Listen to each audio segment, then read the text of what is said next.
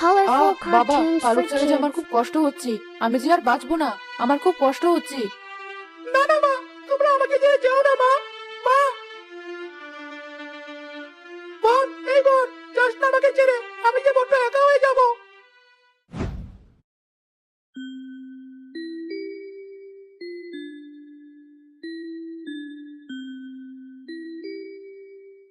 আমার আর ভালো লাগছে না খেলতে, চল কোথাও একটু ঘুরে আসি। তাহলে চল শালুক বিলে যাই, সেখানে লাল শালুক একদম পরিপূর্ণ। জায়গাটা কিন্তু আমার বেশ লাগে। মা তো শালুক বিলে যেতে মানা করেছে, ওই শালুক বিলে নামলে নাকি আর কেউ ফিরে আসে না।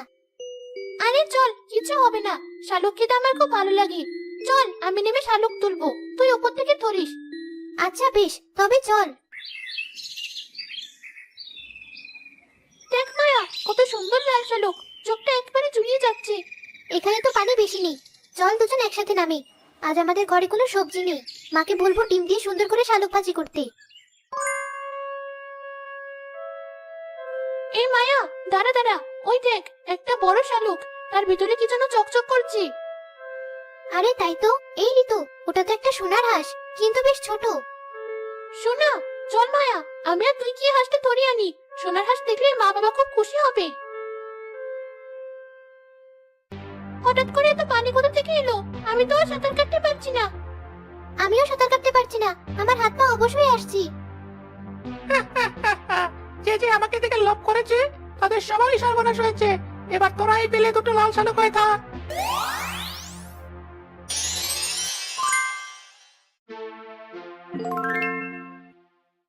ওই গ্রামে বাস করতো রাজু নামের খুবই দরিদ্র এক লোক।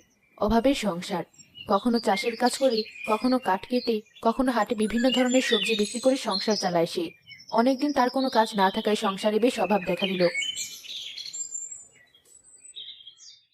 কই গিন্নি, কোথায় গেলে? এসেছো? এ কি, তুমি আজও খালি হাতে ফিরে এলে? হ্যাঁ, ফিরে তো এলাম। কোনো কাজ পেলাম না গিন্নি, কি করি বলো তো? কোনো কাজ পেলে না? তাহলে কি খাবে এখন? বাচ্চা দুটোকেও এটা ওটা বুঝিয়ে বাইরে পাঠালাম, আর কত সময় পানি খাইয়ে রাখবো ওদের? কি যে করি কিছু ভেবে পাচ্ছি না। হাতে পয়সা না থাকলে নিজেকে যে বড্ড অসহায় মনে হয়। রিমার মা বলছিল বিলে নাকি লাল শালুকে পরিপূর্ণ হয়ে গেছে। তুমি বিলে গিয়ে কিছু শালুক এনে হাটে বিক্রি করতে পারো।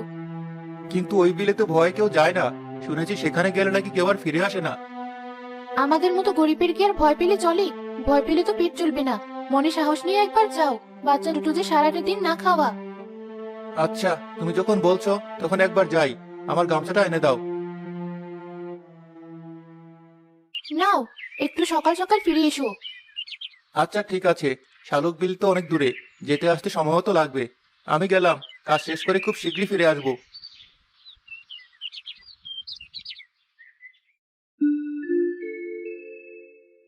মা, তুমি কোথায়?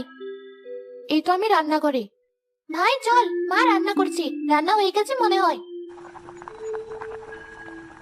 বসে পারবি না, পেটে খুব জল খেতে।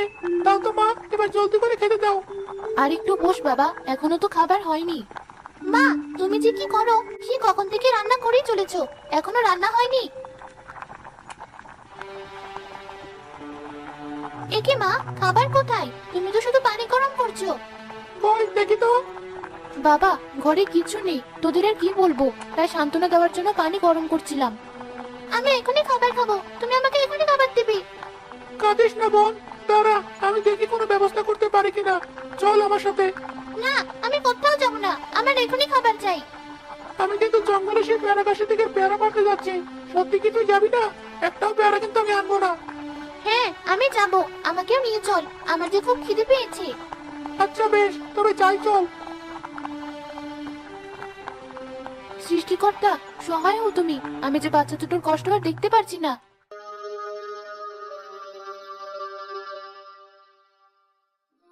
এত সুন্দর শালুক এখানে, এটা তো আগে জানতাম না। কি চমৎকার লাগছে দেখতে। কিন্তু আমার মনটা কিছুতেই তো এখানে নামতে চাইছে না, কেমন অস্থির লাগছে। না, এসেছি যখন বেশি করে গোটা শালুক নিয়ে যাই। এখানে তো বেশি পানি নেই, বেশি সময় লাগবে বলে মনে হয় না।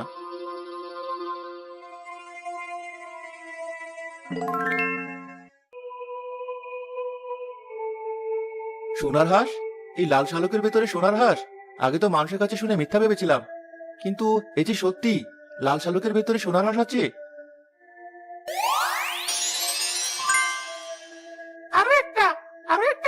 শালুকে পরিণত হয়েছে। এই গ্রামের সকল মানুষকে লাল শালুকে পরিণত করে আমি একমাত্র রাজা হব। এদিকে মিনা ও নয়ন জঙ্গল থেকে পেয়ারা এনে বাড়ি ফিরলো। মা, এই নাও, আগে পেয়ারা খেয়ে নাও, তারপর কাজ করো। বাহ, এত পেয়ারা পেরে এনেছিস, তোরা খেয়েছিস তো?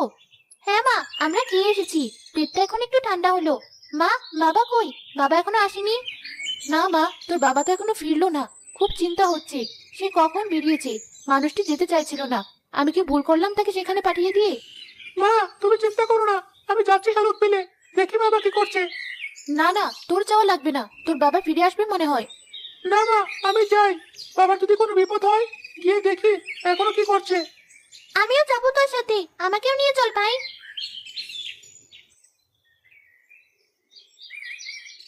ভাই, কাউকে তো দেখছি না, বাবা তো এখানেই এসেছিল। হ্যাঁ, বাবা তো এখানে এসেছিল শালুক তুলতে। কোথায় গেল? চল কাছাকাছি গিয়ে দেখি। কি সুন্দর শালুক! ভাই, এমন লাল শালুক আমি এই প্রথম দেখলাম। আমাকে একটা শালুক এনে দিবি? দাঁড়া, আগে বাবাকে খুঁজে নে, তারপর তোকে শালুক এনে দেবো। তারা দেখলো কিছু দূরে বিলের পাড়ে এক সোনার হাঁস গলা কষে ছটফট করছে। ভাই দেখ, একটা হাঁস, কি সুন্দর সোনার হাঁস, কিন্তু ওর তো মনে হচ্ছে খুব কষ্ট হচ্ছে। হ্যাঁ, হাঁসটি ছটফট করছে, তাড়াতাড়ি চল, না হলে যে ও মারা যাবে। বোন, তাড়াতাড়ি ওখান থেকে একটু পানি নিয়ে আয়, এর মাথায় পানি দিতে হবে। দুই ভাই বোন কিছু সময় হাঁসটির সেবা যত্ন করে সুস্থ করে তুললো। তোমাদেরকে অনেক ধন্যবাদ, আরেকটার জন্য আমার প্রাণটা যায়নি। এই সুন্দর হাঁসটি তো কথাও বলছে। তোমার কি হয়েছিল সোনার হাঁস? আসলে একটু আগে একটা দুষ্ট বাজ পাখি আমার উপরে আক্রমণ করে আমি দুর্বল হয়ে যাওয়াতে আমার জাদু কোনো কাজ করছিল না। হঠাৎ তোমরা এসে পড়ো আর বাজ পাখিটি তোমাদেরকে দেখে চলে যায়। ভাগ্যিস আমরা সময় মতো এসেছি, না হলে কি হতো তোমার? তুমি কি এখন সুস্থতা বোধ করছো? হ্যাঁ, আমি এখন সম্পূর্ণ সুস্থ। তাহলে তুমি এবার তোমার বাসায় ফিরে যাও। ভাই চল, বাবাকে তো খুঁজতে হবে। তোমাদের মন মানসিকতা খুব ভালো, আমাকে শোনা দেখেও তোমাদের মনে কোনো লোভ জন্মেনি। আমাদের বাবা মা বলেছে লোভ মানুষের ধ্বংস ডেকে আনে, কোনো জিনিসে লোভ না করতে। এছাড়া সব থেকে বড় কথা হলো তোমার তো প্রাণ আছে, তাহলে আমরা লোভ করে তোমাকে কষ্ট দেবো কেন? এ কি, তোমার চোখে পানি কেন? তুমি কি আমাদের কথায় কষ্ট পেয়েছো? না না, তোমাদের কথা আমি কষ্ট পাইনি, তবে সবাই যদি তোমাদের মতো করে ভাবতো তবে আমি আমার মা বোনকে হারাতাম না। কি হয়েছে ভালো হাঁস, তুমি আমাদের বলো, আমরা তোমাকে সাহায্য করব। সে অনেক কথা, আমার মা বোন আর আমি এই শালুক বিলে থাকতাম। ওই যে বড় শালুকটি দেখছো, ওর ভেতরে আমাদের বাসা। আমার মা এই গ্রামের সব মানুষদের সাহায্য করতো তার সোনার পালক দিয়ে। আমি মাকে সবসময় বলতাম, আচ্ছা মা, তুমি যে গ্রামের সকল মানুষদের সাহায্য করো, একদিন দেখো আমাদের কোনো বিপদ হবে। পাগল ছেলে, কিচ্ছু হবে না, হলে তো অনেক আগেই হতো। এই গ্রামে সবাই তো জানেই বিলে 3টে সোনার হাঁস থাকে, তবুও তো কখনো তারা আমাদের ক্ষতি করেনি। হ্যাঁ ভাই, তারা যদি কোনো বিপদে পড়ে তবে আমাদের কাছে এসে সাহায্য চায়, কখনো আমাদের দিকে লোভ করে না। আচ্ছা, আমার ভুল হয়েছে, সবাই ভালো। চল তো, এবার আমরা একটু খাবারের খোঁজে যাই, আমার যে বড্ড খিদে পেয়েছে।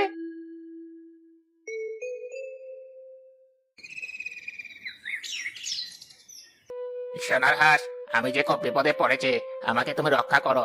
দুদিন পরে আমার মেয়ের বিয়ে, শ্বশুর বাড়ি থেকে বলেছে পণ দিতে না পারলে আমার মেয়েকে তারা নেবে না। আমি যে খুবই গরিব, পণ দেওয়ার সামর্থ্য যে আমার নেই। কি বজ্জাত মানুষগুলো, তুমি চিন্তা করো না, নাও আমার গা থেকে একটি পালক ছিঁড়ে নাও, আশা করি এতে তোমার মেয়ের বিয়ে সম্পূর্ণ হবে। ধন্যবাদ ভালো হাঁস, তোমরা না থাকলে যে আমাদের গ্রামের মানুষের কি হতো। তোমাদের জন্যই আজ আমরা চিন্তামুক্ত। তোমাদের বিপদে সাহায্য করতে পেরে আমারও খুব ভালো লাগে। এখন আমাদের খাবারের খোঁজে যেতে হবে। হ্যাঁ হ্যাঁ, নিশ্চয়, আমিও বাড়ি যাচ্ছি। এ কি, তুমি একটা পালক নিয়ে ফিরে এসেছো? সত্যি, সারা জীবন তুমি গাধাই থেকে গেলে। আমি আবার কি করলাম? হাঁসটি যখন তোমার কাছে এসেছিল তখন তুমি তার শরীর থেকে বেশি করে সোনার পালক নিতে পারোনি। কি বলছো তুমি গিন্নি? একটা পালক ছিঁড়লেই কত কষ্ট হয়, সেখানে এত পালক ছিঁড়লে হাঁসটি কত কষ্ট পাবে বলো তো? তুমি একবার ভাবো তো, যদি অনেকগুলো সোনার পালক আমাদের কাছে থাকতো তবে আমরা রাতারাতি ধনী হয়ে যেতাম, আর তোমার মেয়েকেও ভালো জায়গায় বিয়ে দিতে পারতাম। তা তো তুমি ঠিকই বলেছ। তাহলে এখন কি করবে? কি আবার করবো, চলো তাড়াতাড়ি সোনার 3টে হাঁসেরই আজ পালকগুলো চিড়ে আনবো, আর রাতারাতি আমরা ধনী হয়ে যাব।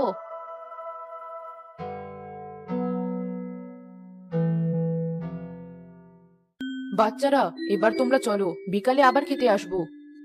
মা, আমার পেটটা এখনো ভালোভাবে ভরেনি। আমি আরো কিছু সময় খাবার খেয়ে আসছি। তুমি আর বোন যাও।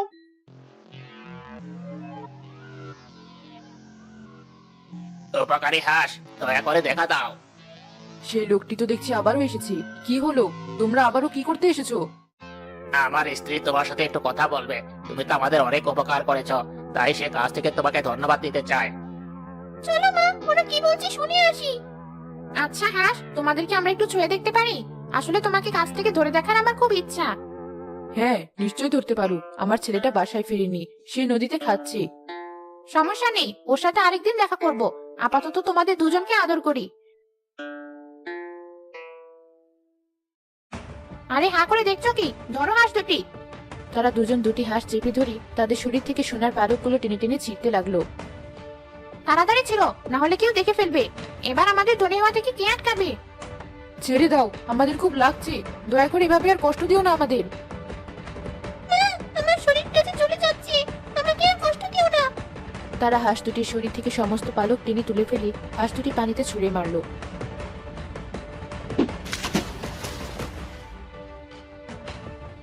গিন্নি, তাড়াতাড়ি কোরা পালকগুলো, কেউ দেখে ফেলে সর্বনাশ হয়ে যাবে। একই পালকগুলো তো সব অদৃশ্য হয়ে গেল, এবার কি হবে? মানুষ, তোদের আমার মা এত সাহায্য করলো, বিনিময়ে তোরা আমার মা বোনের এত খারাপ অবস্থা করলি।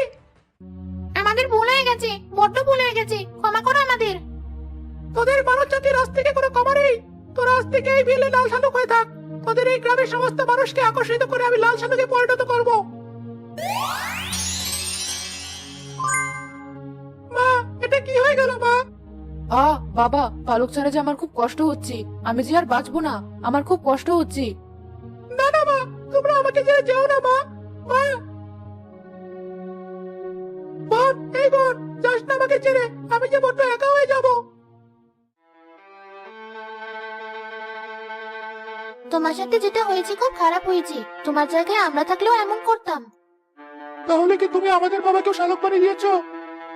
হ্যাঁ, তবে তোমাদের বাবাকে আমি মুক্ত করে দিচ্ছি, কারণ আমি বুঝে গেছি সব মানুষ একরকম হয় না।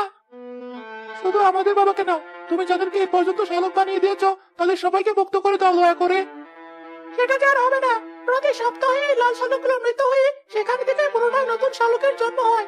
অর্থাৎ একটা মানুষ শালুক হয়ে এক সপ্তাহের বেশি বাঁচে না। তোমার বাবাকে ফিরিয়ে দিলাম, তাহলে তোমরা আমাকে ক্ষমা করে দিও। ধন্যবাদ তোমাকে। আমি আর এই শালুক পেলে থাকবো না, চলে যাবো অনেক দূরে। তোমরা আমার শরীর থেকে দুটো পালক ছিঁড়ে নাও।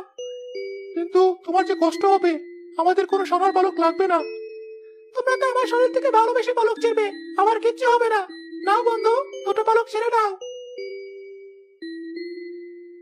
আমি জানি তোমাদের সংসারে অনেক অভাব।